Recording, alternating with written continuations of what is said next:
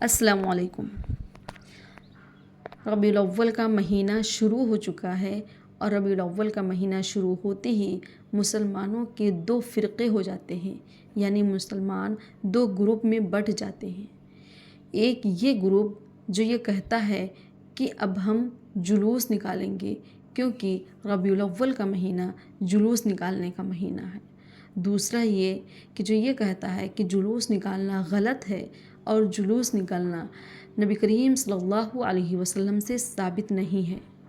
تو ایسے پوسٹ اور ایسے ویڈیو سوشل میڈیا پر بہت عام ہوتے ہیں، بہت زیادہ ایک دوسرے کو شیئر کیے جاتے ہیں، لیکن ہم یہ بھول جاتے ہیں کہ ہمیں ربیع الاول کے مہینے میں کیا کرنا چاہیے اور کیا نہیں کرنا چاہیے۔ تو آج ہم آپ لوگوں کو 3 ایسے کام بتائیں گے جو ربیع الاول کے مہینے میں کرنا ضروری ہے، یعنی یہ نبی کریم صلی اللہ علیہ وسلم کی سنت سے ثابت ہے۔ تو سب سے پہلا کام یہ ہے کہ ہمیں اس مہینے میں جتنا ممکن ہو سکے نبی کریم صلی اللہ علیہ وسلم کی پیدائش کو پڑھیں، یعنی نبی کریم صلی اللہ علیہ وسلم اس دنیا میں تشریف لائے تھے تو ان کی پیدائش کے واقعات کو پڑھا جائے، انہوں نے جو کچھ بھی اپنی زندگی میں کیا ہے اس پر عمل کرنے کی کوشش کیا جائے، لوگوں کو یہ بتایا جائے، یہ سنایا جائے کہ ان کی سیرت کیا ہے، نبی کریم صلی اللہ علیہ وسلم دنیا میں تشریف کیوں لائے گئے تھے، یعنی تشریف کیوں لائے تھے،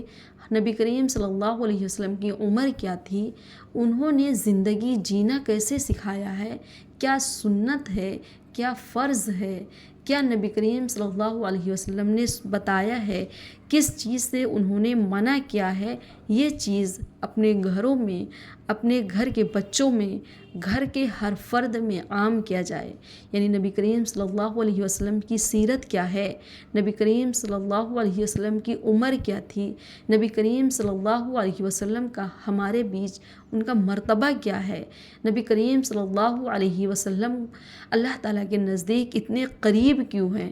ان کا نام کیا ہے، ان کے نام کتنے نام ہیں، یہ سب اپنے گھروں کے لوگوں میں، اپنے آس پاس کے لوگوں میں عام کیا جائے، یعنی لوگوں کو بتایا جائے۔ لیکن افسوس کہ جو ضروری ہے وہ ہم نہیں کرتے ہیں اور جو ضروری نہیں ہے اسے کرنا ضروری سمجھتے ہیں۔ ہمیں ربیع الاول کے مہینے میں کوشش کرنا چاہیے کہ کوئی ایسا کام نہ کریں جس سے سماج کا ماحول خراب ہو، سماج میں لڑائی جھگڑے ہوں، قتل عام ہو۔ یہ چیز گروپ کے دونوں لوگوں کو سمجھنا چاہیے، یعنی دونوں گروپ کو یہ بات سمجھنا چاہیے کہ کوئی ایسا کام نہ کریں جس سے لڑائی جھگڑے ہوں۔ دوسری چیز ہے، یعنی دوسری عبادت ہے کہ جب ہم نے نبی کریم صلی اللہ علیہ وسلم کی سیرت کو پڑھا ہے، ان کے بارے میں جو معلومات حاصل کی ہے اس پر عمل کرنے کی کوشش کریں، ان کی لائف کو اپنی لائف بنانے کی کوشش کریں، ان کے نقش قدم پر چلنے کی کوشش کریں، جن چیزوں سے نبی کریم صلی اللہ علیہ وسلم نے روکا ہے، یعنی منع فرمایا ہے، کوشش کریں کہ وہ کام نہ کریں، اور جو کام انہوں نے کیا ہے یا جو کرنے کا حکم دیا ہے اس پر عمل پیرا ہوں۔ نبی کریم صلی اللہ علیہ وسلم سے محبت کا دعویٰ کرنے والے، یہ ہے اصل محبت۔ نبی کریم صلی اللہ علیہ وسلم کا فرمان ہے کہ جو مجھ سے محبت کرتا ہے وہ میری سنت سے محبت کرتا ہے، یعنی میری سنت پر عمل کرتا ہے۔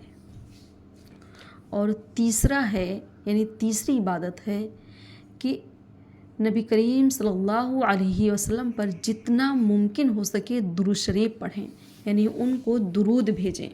ویسے تو درود ہمیں ہمیشہ پڑھتے رہنا چاہیے، لیکن اکثر لوگ ربیع الاول کے مہینے میں سوال کرتے ہیں کہ ہمیں اس مہینے میں کیا کرنا چاہیے، تو ہمیں زیادہ سے زیادہ نبی کریم صلی اللہ علیہ وسلم پر درود بھیجنا چاہیے، کیونکہ درود شریف پڑھنے والا بندہ اللہ تعالیٰ کو بہت زیادہ پسند ہے، اور نبی کریم صلی اللہ علیہ وسلم کو یہ درود پیش کیا جاتا ہے تحفے کے طور پر، یعنی نبی کریم صلی اللہ علیہ وسلم کے پاس پڑھنے والے کا درود شریف لے جاتے ہیں فرشتے اور پیش کرتے ہیں کہ اے اللہ کے رسول، یہ درود آپ کو گفٹ بھیجا ہے فلاں شخص نے، یا فلاں بن فلاں شخص نے بھیجا ہے. یعنی کہ اس شخص کا نام لیا جاتا ہے اور اس شخص کے والد کا نام لیا جاتا ہے، اور نبی کریم صلی اللہ علیہ وسلم سے کہا جاتا ہے کہ اے اللہ کے رسول، یہ تحفہ آپ کے غلام نے، آپ کے بندے نے، آپ سے محبت کرنے والے شخص نے آپ کو پیش کیا ہے، آپ اسے قبول فرمائیں. تو یہ کام، یعنی یہ 3 کام ایسے ہیں جو ہمیں ربیع الاول کے مہینے میں کرنا چاہیے. پہلا، نبی کریم صلی اللہ علیہ وسلم کی سیرت کو پڑھا جائے. دوسرا، ان کی سیرت کو پڑھا گیا ہے اس پر عمل کیا جائے، ان کی زندگی کو اپنی زندگی بنایا جائے، ان کے نقش قدم پر چلنے کی کوشش کیا جائے. تیسرا، زیادہ سے زیادہ نبی کریم صلی اللہ علیہ وسلم پر درود بھیجا جائے. تو یہ اگر ہم کرتے ہیں تو ہم ثابت کرتے ہیں کہ ہم نبی کریم صلی اللہ علیہ وسلم سے محبت کرتے ہیں. صرف ہم جلوس نکال کر نبی کریم صلی اللہ علیہ وسلم سے محبت کا دعویٰ نہیں کر سکتے، بلکہ یہ کام کر کے ہم نبی کریم صلی اللہ علیہ وسلم سے محبت کا دعویٰ کر سکتے ہیں. امید ہے کہ میری بات سمجھ میں آئی ہوگی. اللہ پاک ہم سب کو، تمام امت محمدیہ کو، دنیا کے تمام لوگوں کو نبی کریم صلی اللہ علیہ وسلم کی سنت پر عمل کرنے کی توفیق عطا فرمائے. آمین ثم آمین.